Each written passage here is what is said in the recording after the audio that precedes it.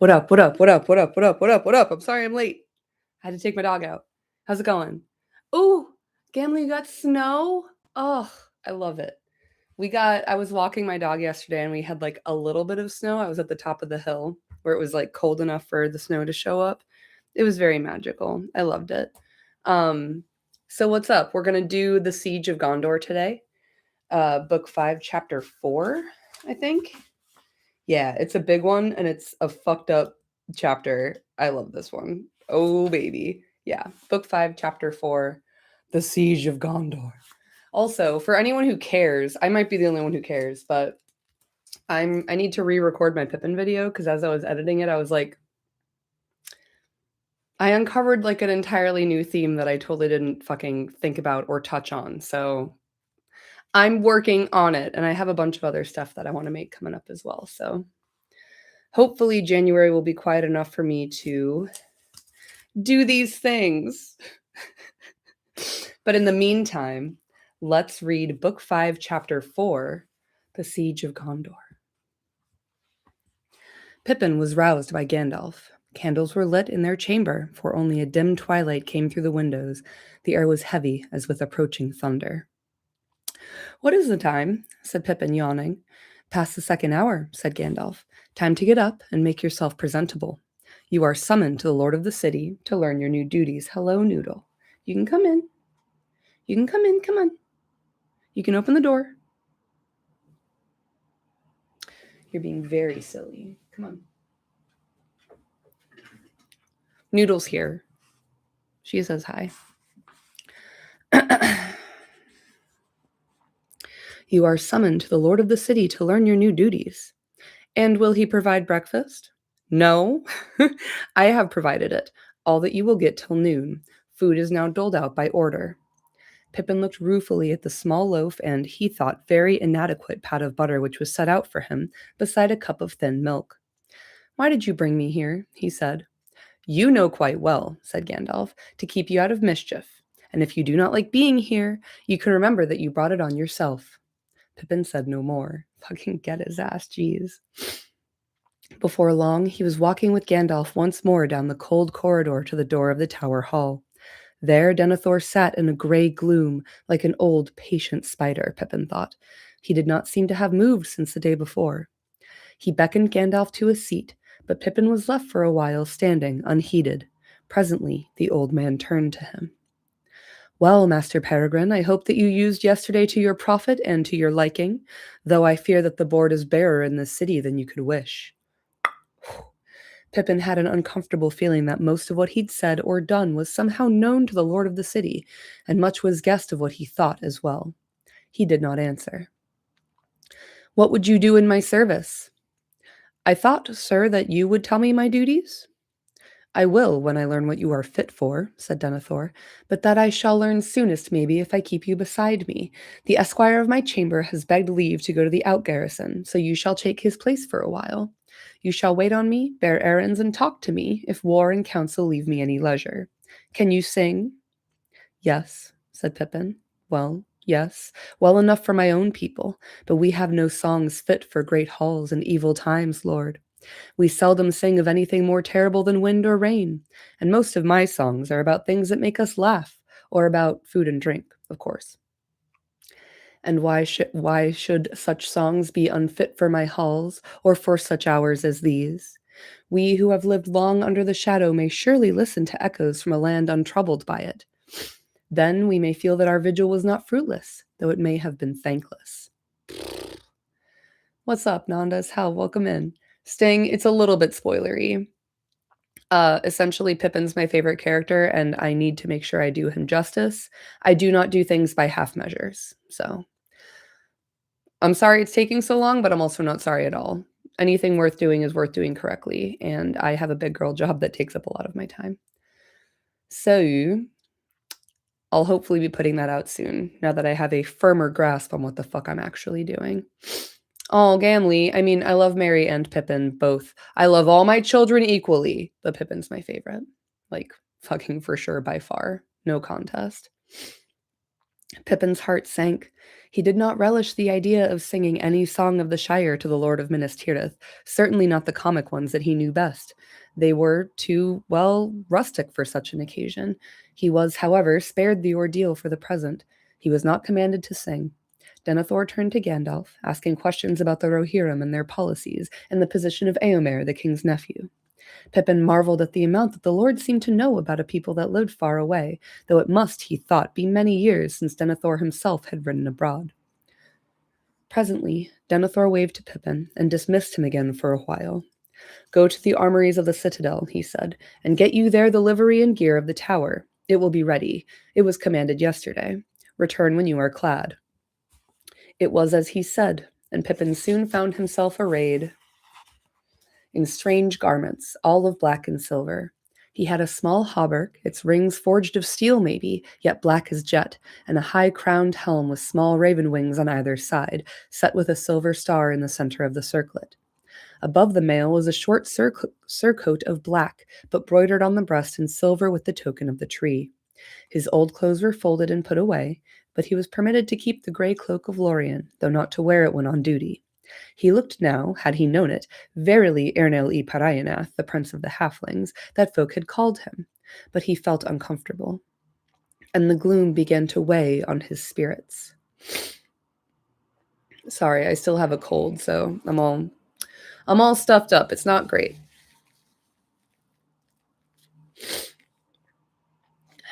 It was dark and dim all day. From the sunless dawn until evening, the heavy shadow had deepened, and all hearts in the city were oppressed. Far above, a great cloud streamed slowly westward from the black land, devouring light, borne upon a wind of war. But below, the air was still and breathless, as if all the Vale of Anduin waited for the onset of a ruinous storm.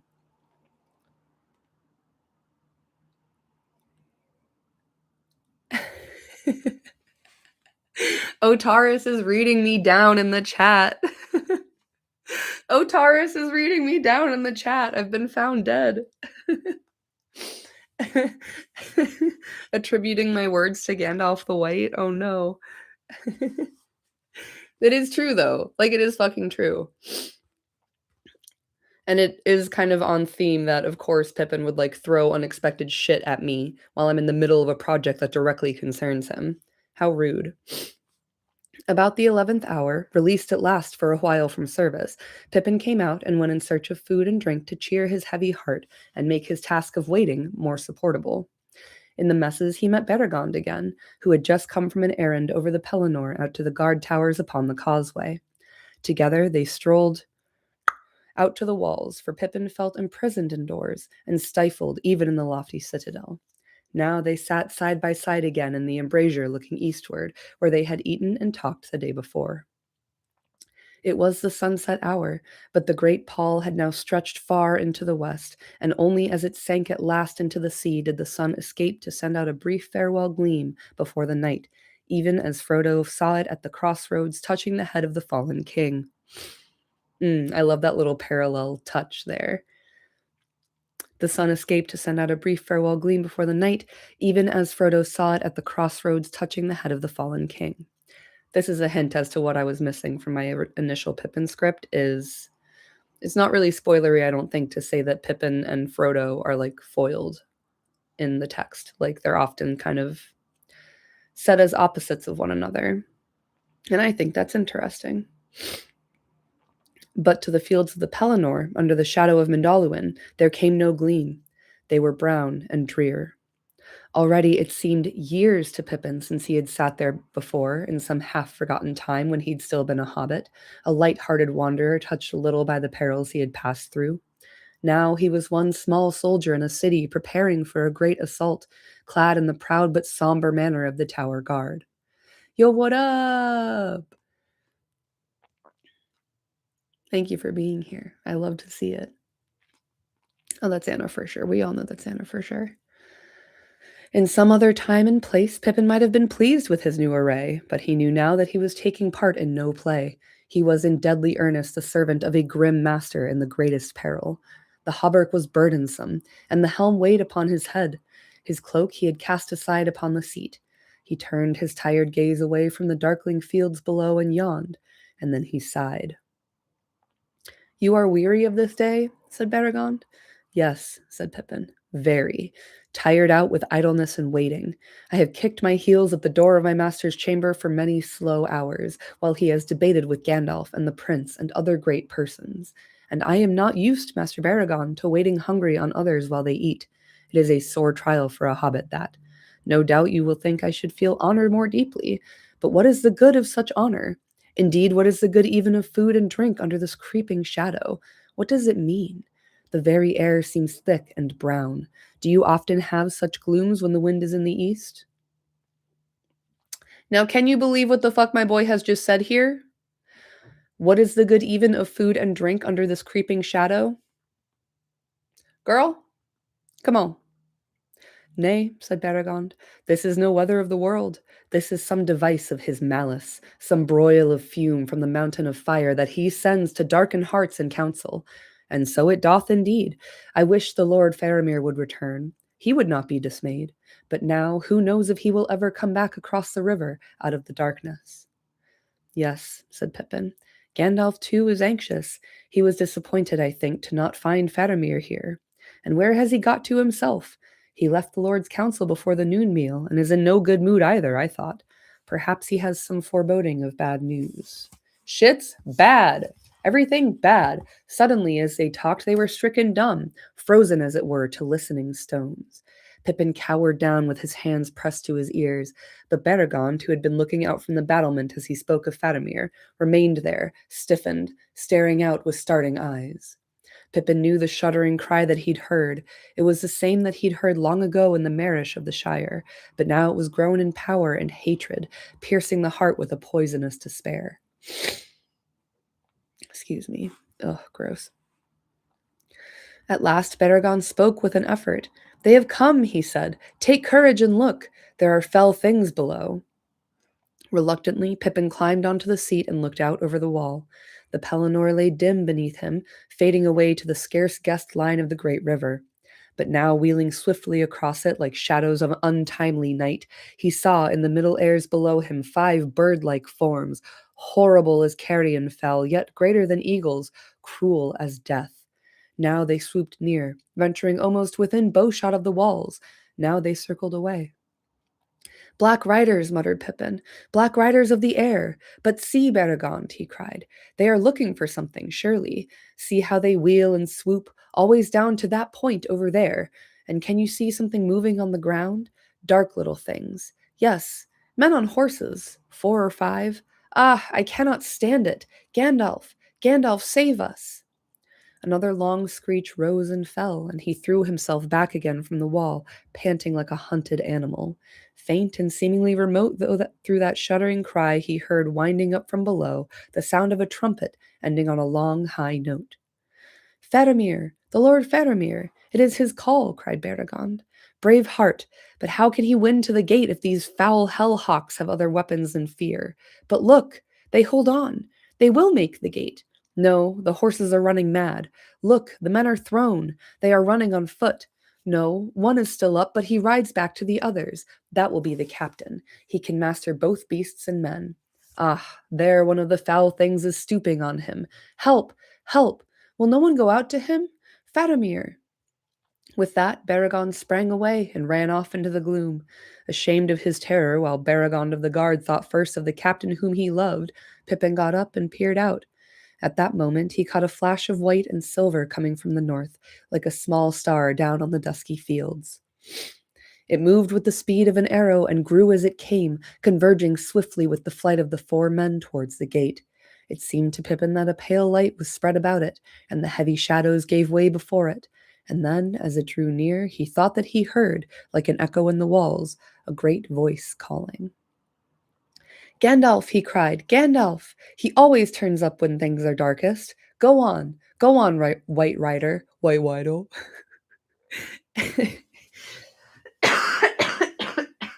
Oh no, I made myself laugh so hard I coughed. Woof.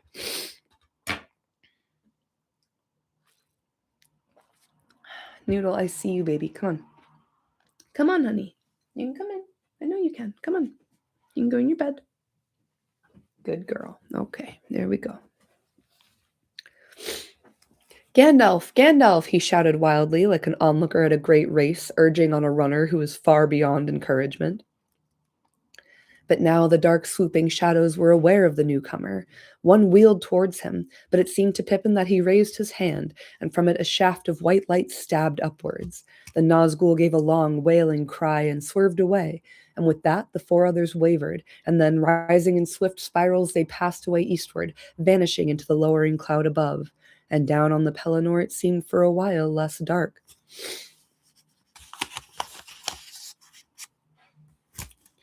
Pippin watched, and he saw the horseman and the white rider meet and halt, waiting for those on foot. Men now hurried out to them from the city, and soon they all passed from sight under the outer walls, and he knew that they were entering the gate. Guessing that they would come at once to the tower and the steward, he hurried to the entrance of the citadel. There he was joined by many others who'd watched the race and the rescue from the high walls. It was not long before a clamor was heard in the streets leading up from the outer circles, and there was much cheering and crying of the names of Faramir and Mithrandir.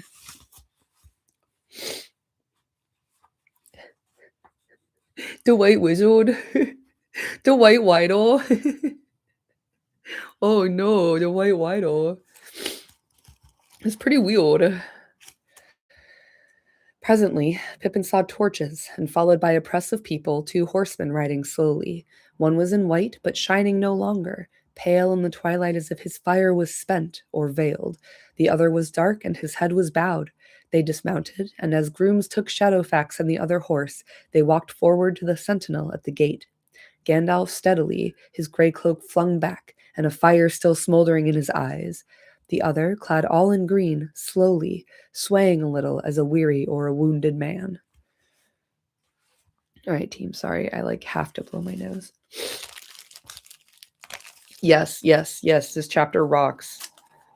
And it's honestly I have a cold right now, and it's kind of lending to the kind of fucked up vibe of this chapter where there's a gross dark cloud in the sky that's not weather, but it is just a device of Sauron's intimidation tactics.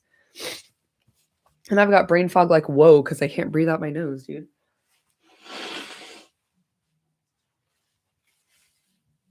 Ugh. Gross. Sorry. Fucking happy holidays, fam. Alright.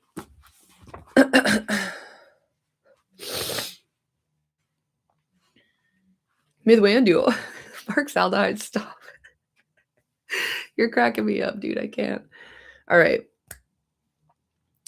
Pippin pressed forward as they passed under the lamp beneath the gate arch, and when he saw the pale face of Faramir, he caught his breath. It was the face of one who has been assailed by a great fear or anguish, but has mastered it, and now is quiet. Proud and grave he stood for a moment as he spoke to the guard, and Pippin, gazing at him, saw how closely he resembled his brother Boromir, whom Pippin had liked from the first, admiring the great man's lordly but kindly manner. Yet suddenly, for Faramir, his heart was strangely moved with a feeling that he had not known before. Here was one with an air of high nobility, such as Aragorn at times revealed, less high perhaps, but also less incalculable and remote. One of the king's men born into a later time, but touched with the wisdom and sadness of the elder race. He knew now why Baragon spoke his name with love. He was a captain that men would follow, that he would follow, even under the shadow of the Black Wings. Faramir, he cried aloud with the others, Faramir! And Faramir, catching his strange voice among the clamor of the men of the city, turned and looked down at him and was amazed. Real quick, just to pause for the shirt though, can we just the drip pack that I have received over the Christmas time, dude? I love it. Out here. I recently started just buying all my shirts in larges so I can do a little kid wearing big shirt vibe. Yeah, it fucking rips, dude. It took 2 months for these shirts to get to me, but it was worth it. Okay. We're back. We're back in it. After the drip reveal. Okay. Whence came you? He said. A halfling in the livery of the tower? Whence? Which, can I just really quick? It's once Dot, dot, dot. There's something about that that's always cracked me up. Whence? Whomst? But with that, Gandalf stepped to his side and spoke.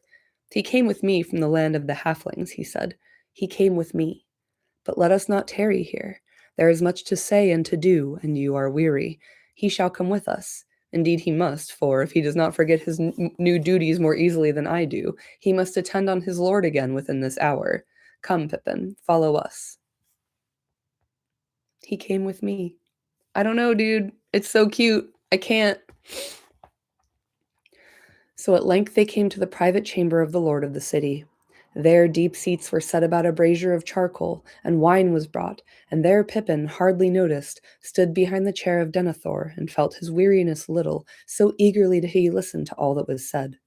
When Faramir had taken white bread and drunk a draught of wine, he sat upon a low chair at his father's left hand. Removed a little upon the other side sat Gandalf in a chair of carven wood, and he seemed at first to be asleep. For at the beginning Faramir spoke only of the errand upon which he had been sent out 10 days before, and he brought tidings of Ithilien and of movements of the enemy and his allies, and he told of the fight on the road when the men of Hadad and their great beasts were overthrown, a captain reporting to his master such matters as had often been heard before. Small things of border war that now seemed useless and petty, shorn of their renown. Shorn of their renown? Mouthfeel, dude. Tolkien did mouthfeel better than anyone else. Then suddenly Faramir looked at Pippin. But now we come to strange matters, he said, for this is not the first halfling that I have seen walking out of northern legends into the Southlands. At that, Gandalf sat up and gripped the arms of his chair, but he said nothing, and with a look stopped the exclamation on Pippin's lips.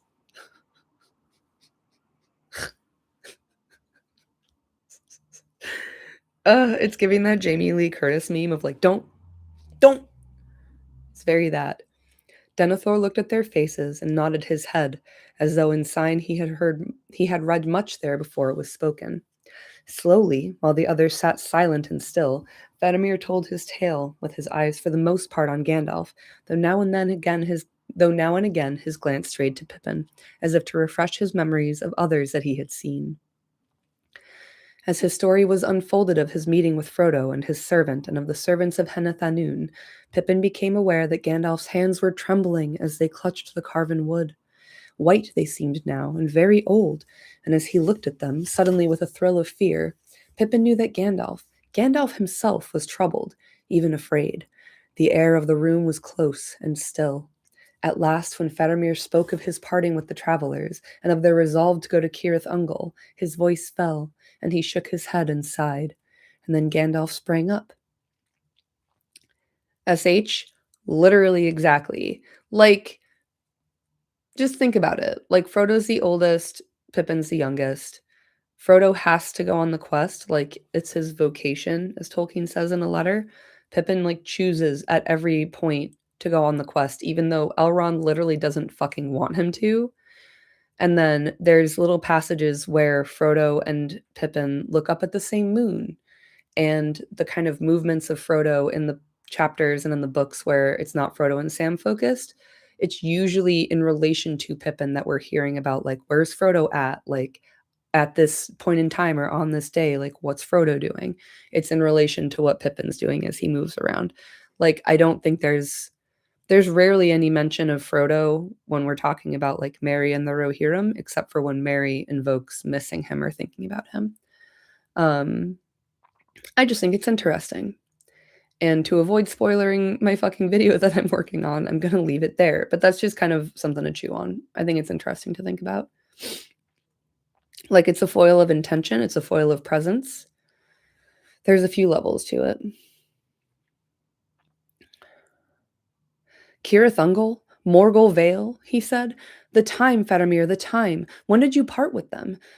When would they reach that accursed valley? I parted with them in the morning 2 days ago, said Faramir. It is 15 leagues thence to the Vale of the It is 15 leagues thence to the Vale of the Morgulduin, if they went straight south, and then they would still be 5 leagues westward of the accursed tower. At swiftest they could not come there before today, and maybe they have not come there yet. Indeed, I see what you fear. But the darkness is not due to their venture. It began yester eve, and all Ithilien was under shadow last night. It is clear to me that the enemy has long planned an assault on us, and its hour had already been determined before ever the travelers left my keeping. Gandalf paced the floor. The morning of 2 days ago, nigh on 3 days of journey. How far is the place where you parted? Some 25 leagues as a bird flies, answered Faramir, but I could not come more swiftly. Yestereve I lay at Carandros, the long isle in the river northward which we hold in defence, and horses are kept on the hither bank. As the dark drew on, I knew that haste was needed, so I rode thence with 3 others that could also be horsed. The rest of my company I sent south to strengthen the garrison at the fords of Osgiliath. I hope that I have not done ill. He looked at his father. Ill? Cried Denethor, and his eyes flashed suddenly. Why do you ask? The men were under your command. Or do you ask for my judgment on all your deeds? Your bearing is lowly in my presence, yet it is long now since you turned from your own way at my counsel. See, you have spoken skillfully, as ever, but have I not seen your eye fixed on Mithrandir, seeking whether you said well or too much? He has long had your heart in his keeping. My son, your father is old, but not yet dotard. I can see and hear, as was my wont, and little of what you have half said, and little of what you have half said or left unsaid is now hidden from me. I know the answer to many riddles. Alas, alas for Boromir. If what I have done displeases you, my father, said Faramir quietly, I wish I had known your counsel before the burden of so weighty a judgment was thrust on me. Would that have availed to change your judgment? Said Denethor. You would still have done just so, I deem. I know you well. Ever your desire is to appear lordly and generous as a king of old, gracious, gentle. That may well befit one of high race if he sits in power and peace. But in desperate hours, gentleness may be repaid with death. So be it, said Faramir. So be it, cried Denethor, but not with your death only, Lord Faramir, with the death also of your father, and of all your people, whom it is your part to protect now that Boromir is gone. Do you wish, then, said Faramir, that our places had been exchanged? Yes, I wish that indeed, said Denethor, for Boromir was loyal to me, and no wizard's pupil. He would have remembered his father's need, and would not have squandered what fortune gave. He would have brought me a mighty gift. For a moment, Faramir's restraint gave way. I would ask you, my father, to remember why it was that I, not he, was in Ithilien. On one occasion at least your counsel has prevailed, not long ago. It was the lord of the city that gave the errand to him. Stir not the bitterness in the cup that I mixed for myself, said Denethor. Have I not tasted it now many nights upon my tongue, foreboding that worse yet lay in the dregs? And now indeed I find, would it were not so, would that this thing had come to me. Comfort yourself, said Gandalf. In no case would Boromir have brought it to you. He is dead and died well. May he sleep in peace. Yet you deceive yourself. He would have stretched out his hand to this thing, and taking it, he would have fallen. He would have kept it for his own, and when he returned, you would not have known your son. The face of Denethor set hard and cold. You found Boromir less apt to your hand, did you not? He said softly. But I, who was his father, say that he would have brought it to me. You are wise, maybe, Mithrandir, yet with all your subtleties you have not all wisdom. Counsels may be found that are neither the webs of wizards nor the haste of fools. I have in this matter more lore and wisdom than you deem. Ugh! What then is your wisdom? Said Gandalf. Enough to perceive that there are 2 follies to avoid. To use this thing is perilous. At this hour, to send it in the hands of a witless halfling into the land of the enemy himself, as you have done, and this son of mine, that is madness. And the Lord Denethor, what would he have done? Neither. But most surely not for any argument would he have set this thing at a hazard beyond all but a fool's hope, risking our utter ruin, if the enemy should recover what he lost. Nay, it should have been kept, hidden dark and deep. Not used, I say, unless at the uttermost end of need, but set beyond his grasp, save by a victory so final that what then befell would not trouble us, being dead. Done.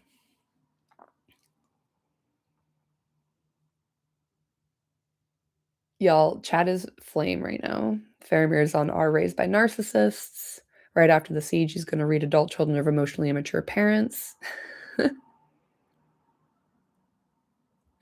Would love to read a version of the book where Bilbo had adopted Pippin instead, just a comedy of errors of Pippin the Ring Bearer.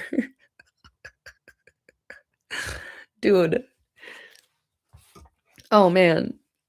Stop. Like I need to make this video. I can't keep adding things to it. It's like already gonna be 2 hours long, fam. And yeah, Pippin would have accidentally dropped the ring into the fires of Mount Doom, for sure. Sound off in the chat if you know the anecdote about Billy Boyd dropping his copy of Fellowship of the Ring into the pool. Because it's like, damn, did you fucking typecast this boy or what? All right. Also, let's focus quickly on a hazard beyond all but a fool's hope, because I'm going to talk about it at the end, because the way that they use that phrase in the movie and the way it's used in the book are different. You think, as is your wont, my lord, of Gondor only, said Gandalf.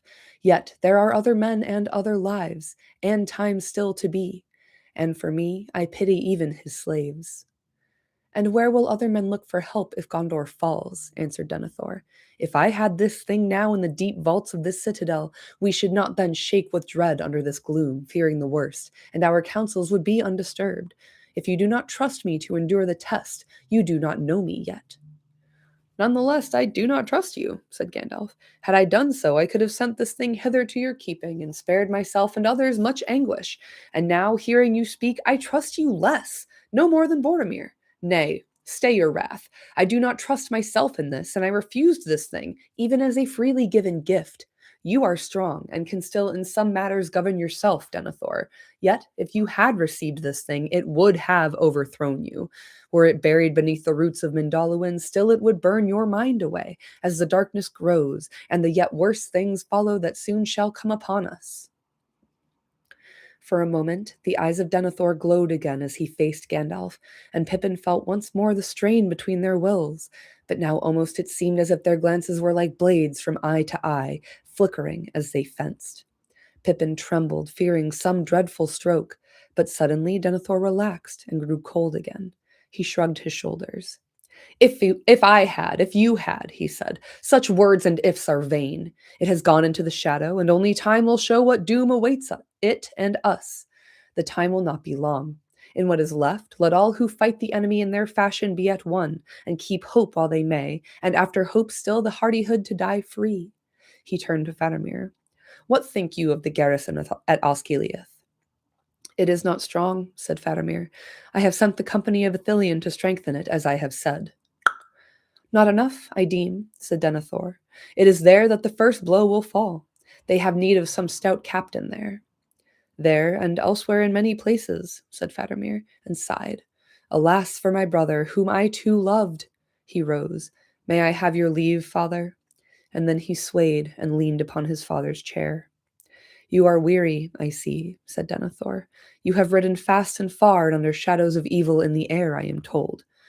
Let us not speak of that, said Faramir. Then we will not, said Denethor. Go now and rest as you may. Tomorrow's need will be sterner. Okay, chat, what's up?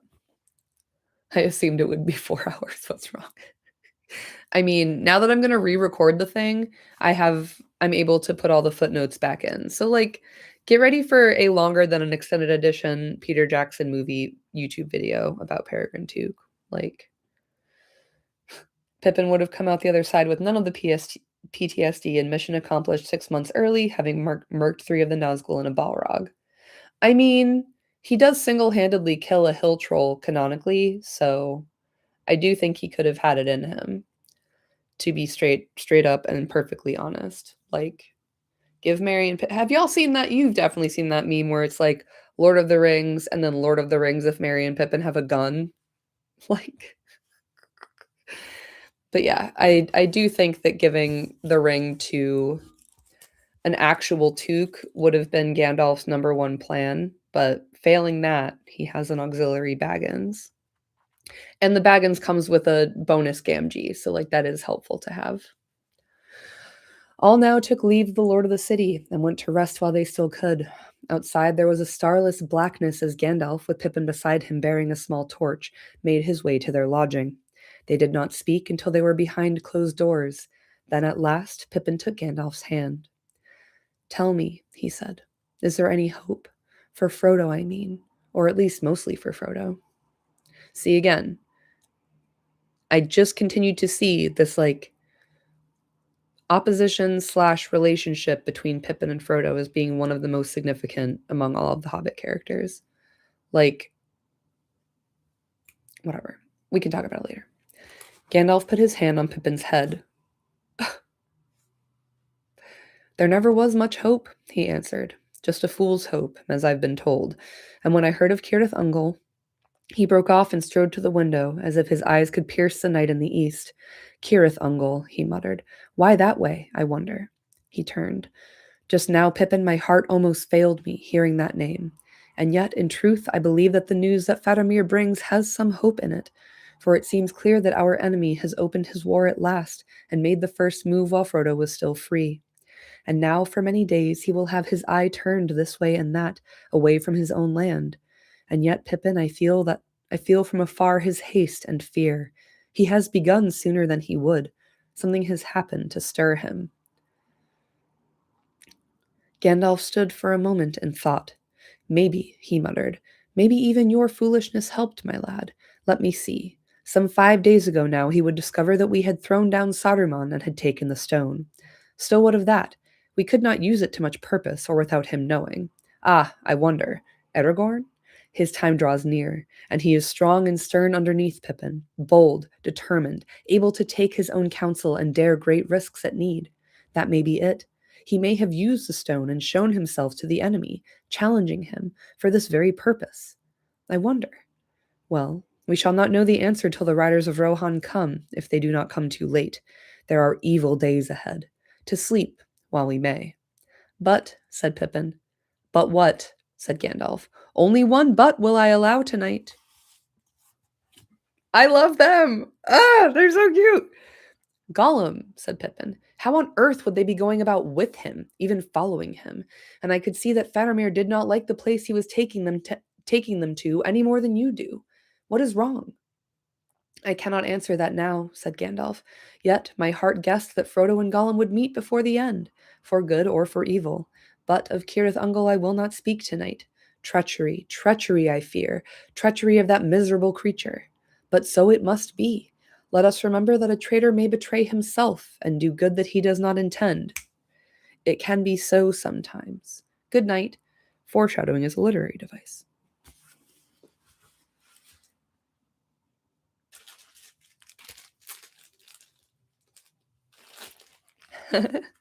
Yo, Benno, what up, dude? Benno is never late, nor is he early. He arrives precisely midstreamish. Ugh, gross. Ugh, I fucking hate the lurgy, dude. I got vaccinated against it and it's still kicking my ass. All right. The next day came with a morning like a brown dusk, and the hearts of men, lifted for a while by the return of Faramir, sank low again. The winged shadows were not seen again that day, yet ever and anon, high above the city, a faint cry would come, and many who heard it would stand stricken with a passing dread, while the less stout-hearted quailed and wept. And now Faramir was gone again. "They give him no rest," some muttered. "The Lord drives his son too hard, and now he must do the duty of two, for himself and for the one that will not return." And ever men looked northward, asking, "Where are the riders of Rohan?" In truth, Faramir did not go by his own choosing, but the lord of the city was master of his council, and he was in no mood that day to bow to others. Early in the morning the council had been summoned. There all the captains judged that because of the threat in the south, their force was too weak to make any stroke of war on their own part, unless perchance the riders of Rohan yet should come. Meanwhile, they must man the walls and wait. "Yet," said Denethor, "we should not lightly abandon the outer defenses, the Ramas made with so great a labor, and the enemy must pay dearly for crossing the river. That he cannot do in force to assail the city, either north of Carandros because of the marshes, or southwards towards Lebanon because of the breadth of the river, that needs many boats. It is at Osgiliath that he will put his weight, as before when Boromir denied him the passage. That was but a trial, said Faramir. Today we may make the enemy pay 10 times our loss at the passage and yet rue the exchange, for he can afford to lose a host better than we to lose a company. And the retreat of those that we put out far afield will be perilous if he wins across in force. Anna, that is the Benno. Can you believe it? Gracing us with his presence? I can't believe it. And what of Carandros? Said the prince. That too must be held if Osgiliath is defended. Did I skip a fucking page, dude? No? Okay. Let us not forget the danger on our left. The Rohirrim may come, and they may not. Faramir has told us of a great strength drawing ever to the Black Gate. More than one host may issue from it, and strike for more than one passage. Much must be risked in war, said Denethor. Carandros is manned, and yet no more can be sent so far. But I will not yield the river and the Pelennor unfought, not if there is a captain here who still has the courage to do his lord's will. Then all were silent, but at length Faramir said, I do not oppose your will, sire. Since you are robbed of Boromir, I will go and do what I can in his stead, if you command it. I do so, said Denethor. Then farewell, said Faramir. But if I should return, think better of me. That depends on the manner of your return, said Denethor. Gandalf it was that last spoke to Faramir ere he rode east. Do not throw your life away rashly or in bitterness, he said. You will be needed here for other things than war. Your father loves you, Faramir, and will remember it ere the end. Farewell. And this is the tomato scene, artfully crafted from pretty much like, I don't know, imagining the fucking shit that's going down while Faramir's riding to battle. Fucking brutal. So now the Lord Faramir had gone forth again, and had taken with him such strength of men as were willing to go or could be spared. On the walls some gazed through the gloom towards the ruined city, and they wondered what chanced there, for nothing could be seen. And others, as ever, looked north and counted the leagues to Theoden and Rohan. Will he come? Will he remember our old alliance, they said. Yes, he will come, said Gandalf, even if he comes too late. But think, at best the red arrow cannot have reached him more than 2 days ago, and the miles are long from Edoras. Hee hee. It was night again ere news came. A man rode in haste from the ford, saying that a host had issued from Minas Morgul, and was already drawing nigh to Osgiliath, and it had been joined by regiments from the south, Hadodrim, Cruel, and Tall. And we have learned, said the messenger, that the black captain leads them once again, and the fear of him has passed before him over the river. With those ill-boding words, the third day closed since Pippin came to Minas Tirith. It's only been 3 fucking days, dude. Few went to rest, for small hope had any now that even Faramir could hold the fords for long. The next day, though the darkness had reached its full and grew no deeper, it weighed heavier on men's hearts, and a great dread was on them. Ill news came soon again. The passage of Anduin was won by the enemy. Faramir was retreating to the wall of the Pelennor, rallying his men to the causeway forts, but he was 10 times outnumbered. If he wins back at all across the Pelennor, his enemies will be on his heels, said the messenger. They have paid dear for the crossing, but less dearly than we hoped. The plan has been well laid. It is now seen that in secret they have long been building floats and barges in great number in East Osgiliath. They swarmed across like beetles. But it is the black captain that defeats us. Few will stand and abide even the rumor of his coming. His own folk quail at him, and they would slay themselves at his bidding. Then I am needed there more than here, said Gandalf, and rode off at once, and the glimmer of him faded soon from sight. And all that night Pippin, alone and sleepless, stood upon the wall and gazed eastward. The bells of day had scarcely rung out again, a mockery in the unlighted dark, when far away he saw fires spring up across in the dim spaces where the walls of the Pelennor stood. The watchmen cried aloud, and all men in the city stood to arms. Now ever and anon there was a red flash, and slowly through the heavy air dull rumbles could be heard.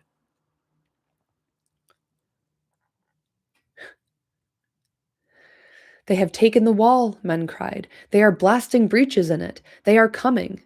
Where is Faramir? Cried Beregond in dismay. Say not that he is fallen. It was Gandalf that brought the first tidings. With a handful of horsemen, he came in the middle morning, riding as escort to a line of wains. You know. Excuse me. They were filled with wounded men, all that could be saved from the wreck of the causeway forts. At once he went to Denethor. The lord of the city sat now in a high chamber above the hall of the White Tower, with Pippin at his side. And through the dim windows, north and south and east, he bent his dark eyes as if to pierce the shadows of doom that ringed him round. Most to the north he looked, and would pause at whiles to listen as if by some ancient art his ears might hear the thunder of hoofs on the plains far away. Is Faramir come? He asked. No, said Gandalf, but he still lived when I left him. Ominous. Yet he is resolved to stay with the rear guard, lest the retreat over the Pelennor become a rout. He may, perhaps, hold his men together long enough, but I doubt it. He is pitted against a foe too great, for one has come that I feared. Not the Dark Lord, cried Pippin, forgetting his place in his terror. Denethor laughed bitterly. Nay, not yet, Master Peregrine. He will not come save only to triumph over me when all is won. He really thinks he'd get a fucking personal visit from Sauron. That's laughable. He uses others as his weapons. So do all great lords if they are wise, Master Halfling. Or why should I sit here in my tower and think and watch and wait, spending even my sons? For I can still wield a brand. He stood up and cast open his long black cloak, and behold, he had rippling pectorals and a full six-pack abs, and he had no. He was clad in mail beneath, and girt with a long sword, great hilted in a sheath of black and silver. Thus I have walked, and thus now for many years have I slept, he said, lest with age the body should grow soft and timid. Like, what if it was, though? Like, what if it was that, actually? Yet now, under the Lord of Barad-dûr, the most fell of all his captains is already master of your outer walls, said Gandalf, king of Angmar long ago, sorcerer, ringwraith, lord of the Nazgul, a spear of terror in the hand of Sauron, shadow of despair. Then, Mithrandir, you had a foe to match you, said Denethor. For myself, I have long known who is the chief captain of the hosts of the Dark Tower. Is this all that you have returned to say? Or can it be that you have withdrawn because you are overmatched? Pippin trembled, fearing that Gandalf would be stung to sudden wrath, but his fear was needless. It might be so, Gandalf answered softly, but our trial of strength has not yet come. And if words spoken of old be true, not by the hand of man shall he fall, and hidden from the wise is the doom that awaits him. However that may be, the Captain of Despair does not press forward yet. He rules rather according to the wisdom that you have just spoken, from the rear, driving his slaves in madness on before. Nay, I came rather to guard the hurt men that can yet be healed, for the Ramas is breached far and wide, and soon the host of Morgul will enter and in at many points. And I came chiefly to say this. Soon there will be a battle on the fields. A sortie must be made ready. Let it be of mounted men. In them lies our brief hope, for in one thing only is the enemy still poorly provided. He has few horsemen.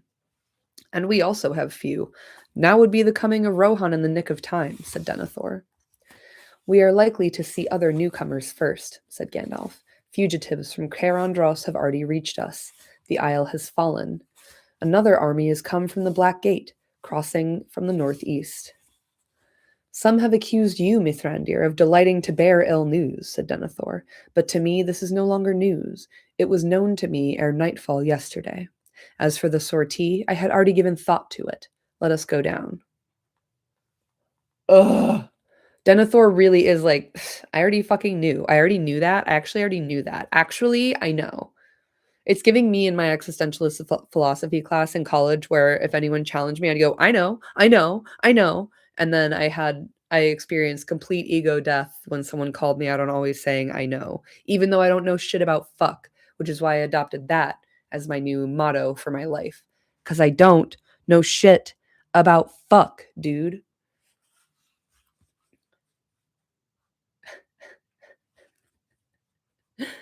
Sting, I'm so glad that you thought that was the actual text because I've always really enjoyed that passage of Denethor being like, "Oh, you don't think I know what the fuck is up? Hwah! Sword!" Like, it makes me laugh so much. It really cracks me up.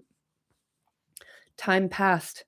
At length, watchers on the walls could see the retreat of the out companies. Small bands of weary and often wounded men came first with little order. Some were running wildly as if pursued. Away to the eastward, the distant fires flickered, and now it seemed here and there they crept across the plain. They crept across the plain. Houses and barns were burning. Then, from many points, little rivers of red flame came hurrying on, winding through the gloom, converging towards the line of the broad road that led from the city gate to Osgiliath. The enemy, men murmured. The dike is down. Here they come, pouring through the breaches, and they carry torches, it seems. Where are our own folk? It drew now to evening by the hour, and the light was so dim that even far-sighted men upon the citadel could discern little clearly out upon the fields, save only the burnings that ever multiplied, and the lines of fire that grew in length and speed. At last, less than a mile from the city, a more ordered mass of men came into view, marching, not running, still holding together. The watchers held their breath. Faramir must be there, they said. He can govern men and beast. He will make it yet. Now the main retreat was scarcely 2 furlongs distant. Out of the gloom behind, a small company of horsemen galloped, all that was left of the rear guard. Once again they turned at bay, facing the oncoming lines of fire. Then, suddenly, there was a tumult of fierce cries. Horsemen of the enemy swept up. The lines of fire became flowing torrents, file upon file of orcs bearing flames, and wild Southron men with red banners, shouting with harsh tongues, surging up, overtaking the retreat. And with a piercing cry out of the dim sky fell the winged shadows, the Nazgul stooping to the kill. The retreat became a rout. Already men were breaking away, flying wild and witless here and there, flinging away their weapons, crying out in fear, falling to the ground. And then a trumpet rang from the citadel, and Denethor at last released the sortie. Drawn up within the shadow of the gate and under the looming walls outside, they had waited for his signal, all the mounted men that were left in the city. Now they sprang forward, formed, quickened to a gallop, and charged with a great shout. And from the walls an answering shout went up, for foremost on the field rode the Swan Knights of Dol Amroth with their prince and his blue banner at their head. Amroth for Gondor, they cried. Amroth to Faramir. Like thunder they broke upon the enemy on either flank of the retreat, but one rider outran them all, swift as the wind and the grass. Shadowfax bore him, shining, unveiled once more, a light starting from his upraised hand. What? It's fucking sick, dude. The Nazgul screeched and swept away, for their captain was not yet come to challenge the white fire of his foe. The hosts of Morgul, intent on their prey, taken at unawares in wild career, broke, scattering like sparks in a gale. The outcompanies, with a great cheer, turned and smote their pursuers.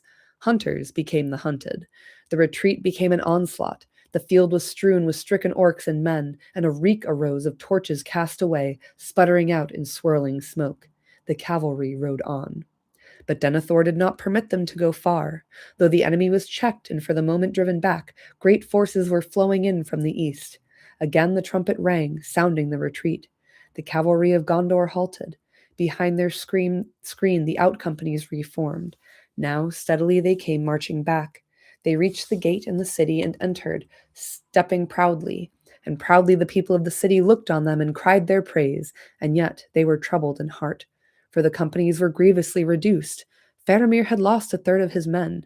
And where was he? Last of all he came. His men passed in. The mounted knights returned, and at their rear the banner of Dol Amroth and the prince.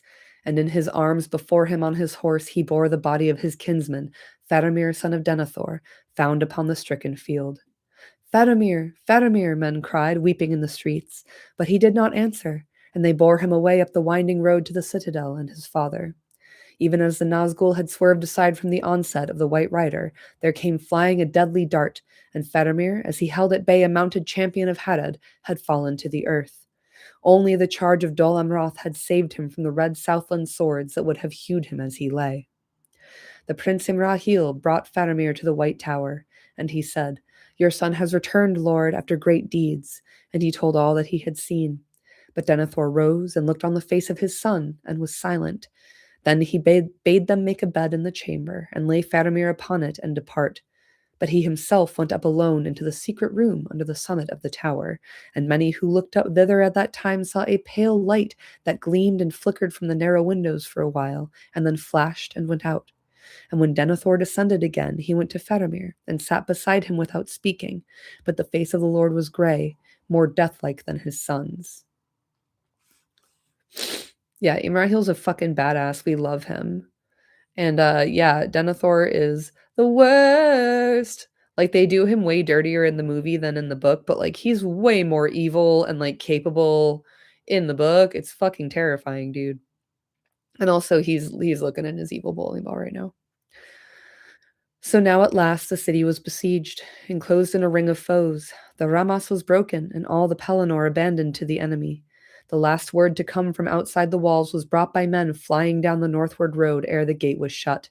They were the remnant of the guard that was kept at the point where the way from Anorian and Rohan ran toward the townlands. Ingold led them, the same who had admitted Gandalf and Pippin less than 5 days before, while the sun still rose and there was hope in the morning.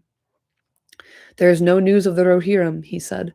"Rohan will not come now, or if they come, it will not avail us. The new host that we had tidings of has come first from over the river by way of Andros, it is said. They are strong, battalions of orcs of the eye, and countless companies of men of a new sort that we have not met before. Not tall, but broad and grim, bearded like dwarves, wielding great axes. Out of some savage land in the wide east they come, we deem. They hold the northward road, and many have passed on into Anorian. The Rohirrim cannot come." Oh, yay, you're watching Return of the King this afternoon? Fucking great. Great selection. I'm assuming you did Two Towers and Fellowship earlier in the week. The gate was shut. All night watchmen on the walls heard the rumor of the enemy that roamed outside, burning field and tree, and hewing any man that they found abroad, living or dead. The numbers that had already passed over the river could not be guessed in the darkness, but when morning or its dim shadow stole over the plain, it was seen that even fear by night had scarcely overcounted them.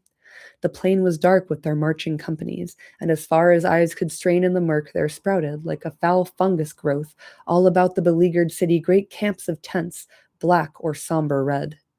Busy as ants hurrying, orcs were digging lines of deep trenches in a huge ring, just out of bowshot from the walls.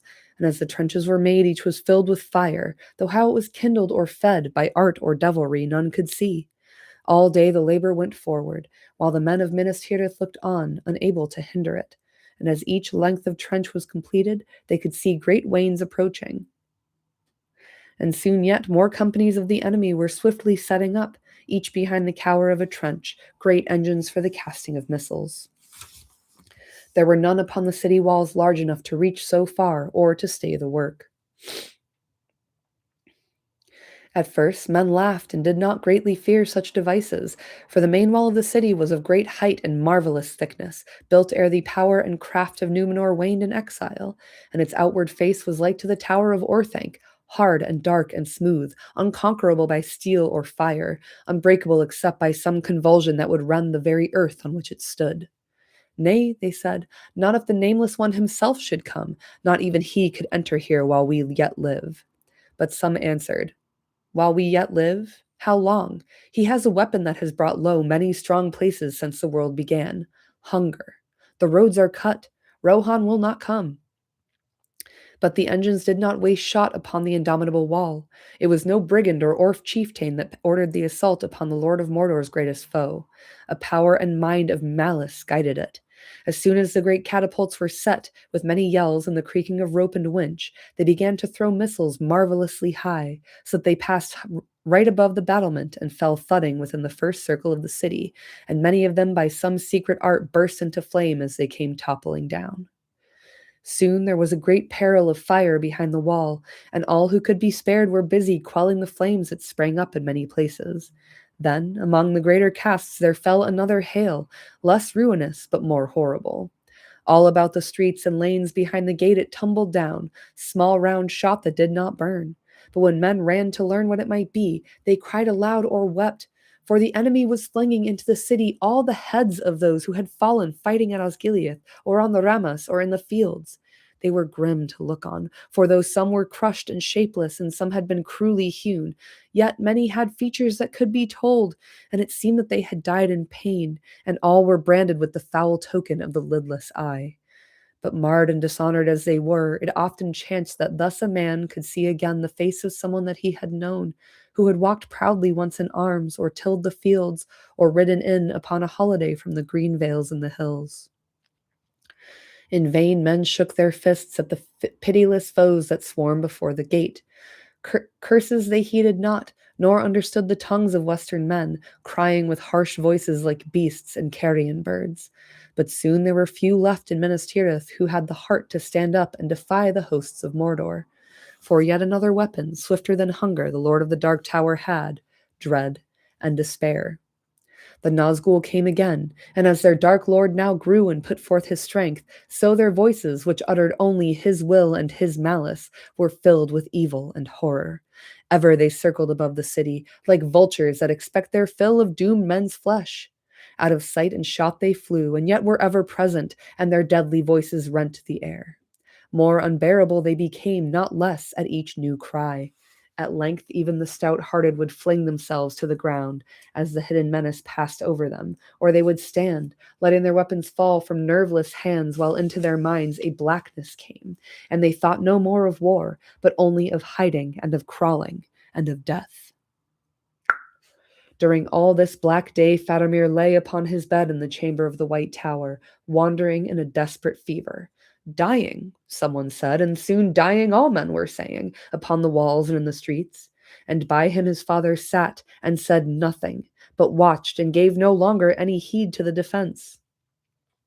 No hours so dark had Pippin known, not even in the clutches of the Uruk-hai. It was his duty to wait upon the Lord, and wait he did, forgotten it seemed, standing by the door of the unlit chamber, mastering his own fears as best he could. And as he watched, it seemed to him that Denethor grew old before his eyes, as if something had snapped in his proud will, and his stern mind was overthrown. Grief maybe had wrought it, and remorse. He saw tears on that once tearless face, more unbearable than wrath. "Do not weep, Lord," he stammered. "Perhaps he will get well.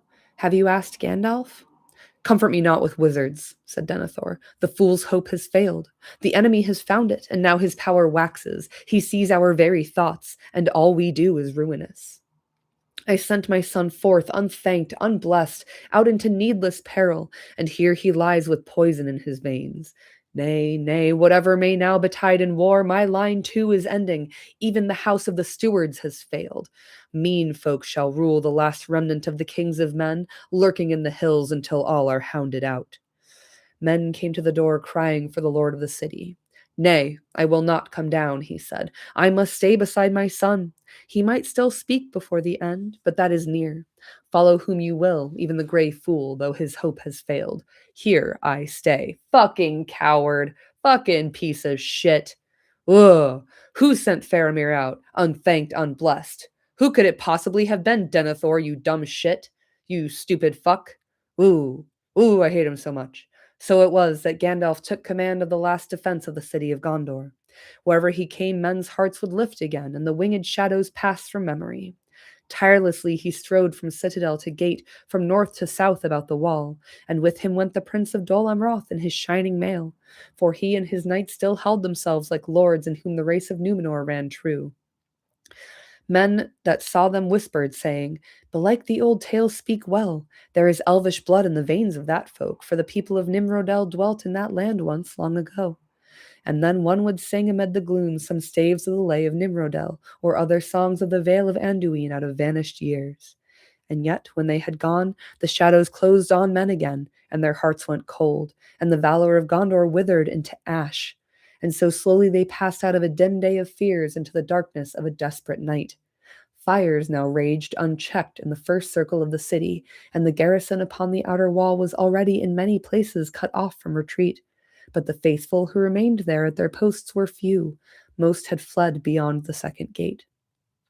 Okay, chat, what the fuck? What are we talking about?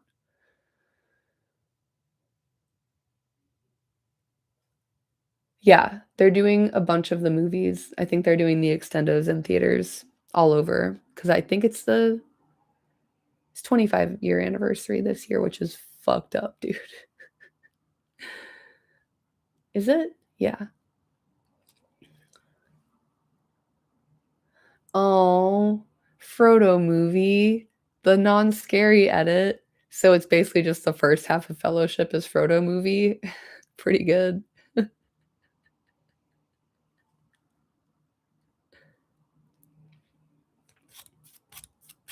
Yeah, really could have done without knowing that it's fucking 25 years. Gross. Ugh. All right. Far behind the battle, the river had been swiftly bridged, and all day more force and gear of war had poured across.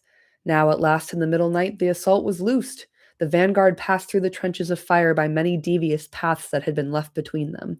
On they came, reckless of their loss as they approached, still bunched and herded, within the range of bowmen on the wall.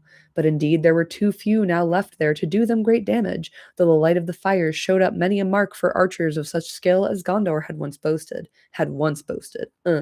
Then, perceiving that the valor of the city was already beaten down, the hidden captain put forth his strength. Slowly, the great siege towers built in Osgiliath rolled forward through the dark. Messengers came again to the chamber in the White Tower, and Pippin let them enter, for they were urgent. Denethor turned his head slowly from Faramir's face and looked at them silently. "The first circle of the city is burning, Lord," they said. "What are your commands? You are still the Lord and Steward. Not all will follow Mithrandir. Men are flying from the walls and leaving them unmanned." "Why? Why do the fools fly?" said Denethor. "Better to burn sooner than late, for burn we must. Go back to your bonfire, and I will go down to my pyre. No tomb for Denethor and Faramir. No tomb, no long, slow sleep of death embalmed. We will burn like heathen kings before ever a ship sailed hither from the west. The west has failed. Go back and burn." The messengers, without bow or answer, turned and fled. Now Denethor stood up and released the fevered hand of Faramir that he had held. "He is burning, already burning," he said. "The house of his spirit crumbles." Then, stepping softly towards Pippin, he looked down at him. "Farewell," he said. "Farewell, Peregrine, son of Paladin. Your service has been short, and now it is drawing to an end. I release you from the little that remains. Go now and die in what way seems best to you, and with whom you will, even that friend whose folly brought you to this death. Send for my servants, and then go. Farewell." "I will not say farewell, my lord," said Pippin, kneeling, and then, suddenly hobbit-like once more, he stood up and looked the old man in the eyes. "I will take your leave, sir," he said, "for I want to see Gandalf very much indeed, but he is no fool, and I will not think of dying until he despairs of life. But from my word and your service, I do not wish to be released while you live, and if they come at last to the citadel, I hope to be here and stand beside you and earn perhaps the arms that you have given me." "Do as you will, Master Halfling," said Denethor, "but my life is broken. Send for my servants." He turned back to Faramir. Like, Pippin's fucking spitting bars, and Denethor's like, "I don't fucking care, dude. Like, I'm past it. Bye." Pippin left him and called for the servants, and they came, 6 men of the household, strong and fair, yet they trembled at the summons. But in a quiet voice, Denethor bade them lay warm coverlets on Faramir's bed and take it up, and they did so, and lifting up the bed, they bore it from the chamber. Slowly they paced to trouble the fevered man as little as might be, and Denethor, now bending on a staff, followed them, and last came Pippin. Out from the White Tower they walked, as if to a funeral, out into the darkness, where the overhanging cloud was lit beneath with flickers of dull red. Slowly they paced the great courtyard, and at a word from Denethor halted beside the withered tree. Capitalized. So we got the white tree and we got the withered tree, babe. All was silent, save for the rumor of war in the city down below, and they heard the water dripping sadly from the dead branches into the dark pool. Then they went on through the citadel gate, where the sentinels stared at them in wonder and dismay as they passed by. Turning westward, they came at length to a door in the the wheelwood wall of the sixth circle. Fen Hollen it was called, for it was kept ever shut save at times of funeral, and only the lord of the city might use that way, or those who bore the token of the tombs and tended the houses of the dead. Beyond it went a winding road that descended in many curves down to the narrow land under the shadow of Mindalluin's precipice, where stood the mansions of the dead kings and of their stewards. A porter sat in a little house beside the way, and with fear in his eyes he came forth bearing a lantern in his hand. At the Lord's command he unlocked the door, and silently it swung back, and they passed through, taking the lantern from his hand. It was dark on the climbing road between ancient walls and many pillared balusters looming in the swaying lantern beam. Their slow feet echoed as they walked down, down, until at last they came to the silent street, Rath Dinen, between pale domes and empty halls and images of men long dead, and they entered into the house of the stewards and set down their burden.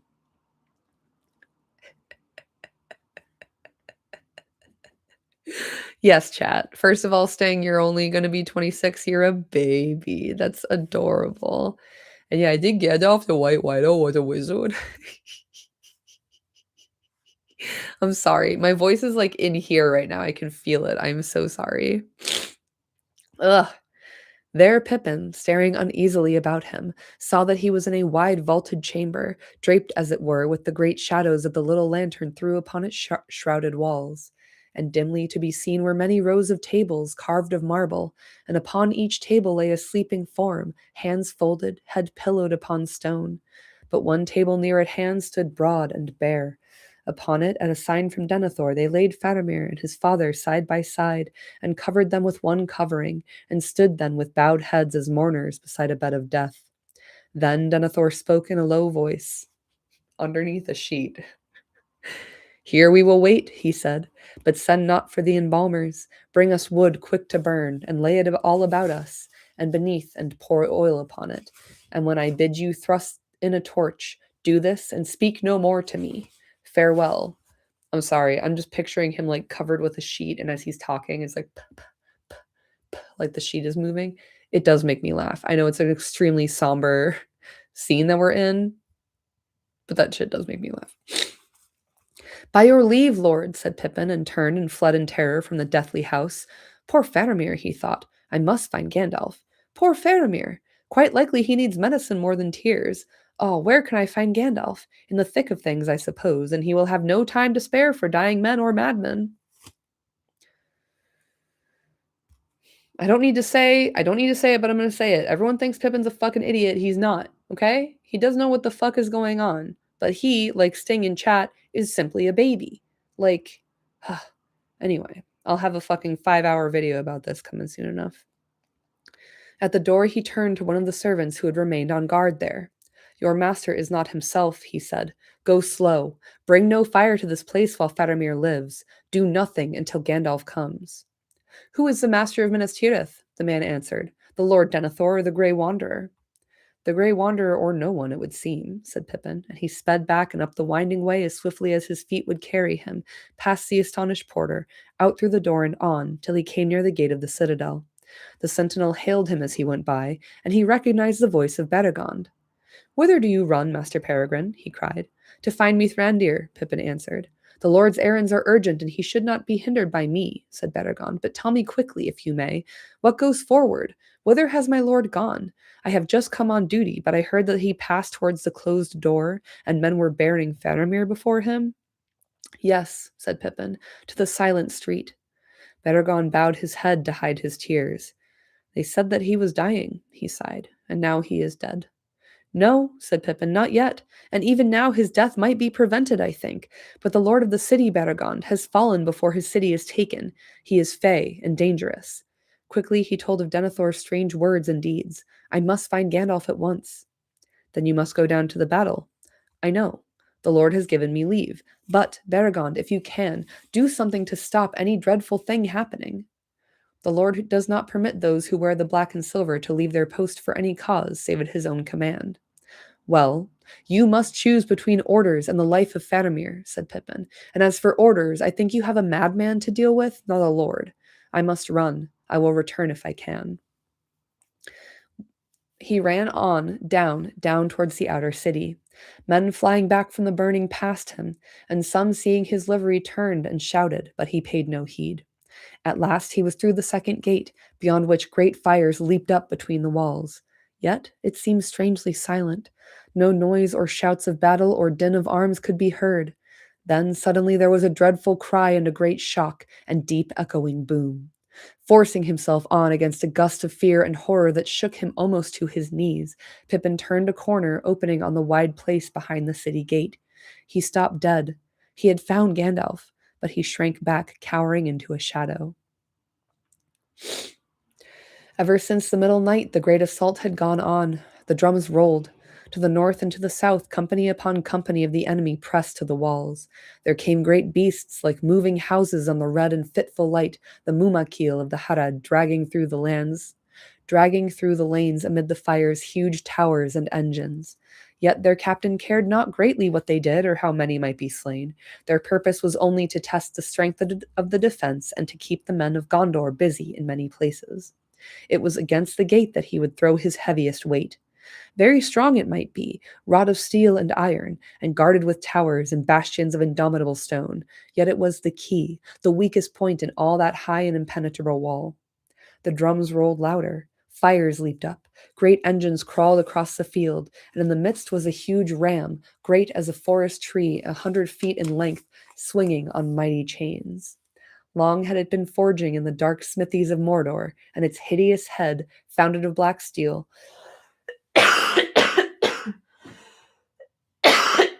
sorry, I'm getting so excited because y'all know who this is. Y'all know who's about to show the fuck up. Say it with me. Shaped in the likeness of a ravening wolf, on its spells of ruin lay. Grond, they named it, in memory of the hammer of the underworld of old. Yes, Grond in the chat, Grond in the chat. Let me get some Grond in the chat. Great beasts drew it, orcs surrounded it, and beyond walked mountain trolls to wield it. Oh my god. Grond! Fucking Gronda! Woo! Alright, I'm gonna try and finish this without dying of coughing.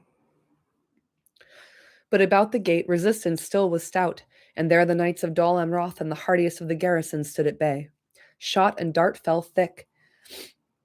Siege towers crashed or blazed suddenly like torches.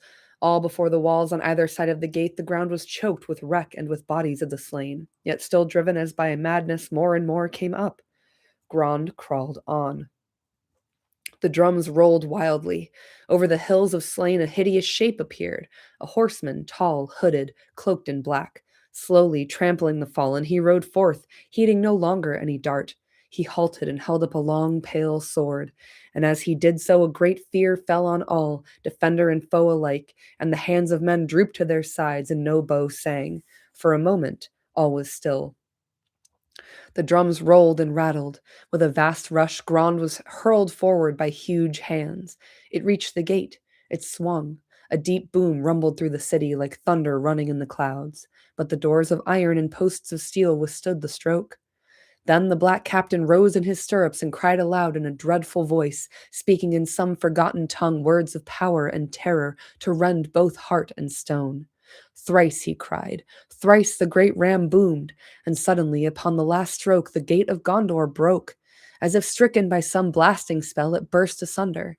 There was a flash of searing lightning, and the doors rumbled in riven fragments to the ground.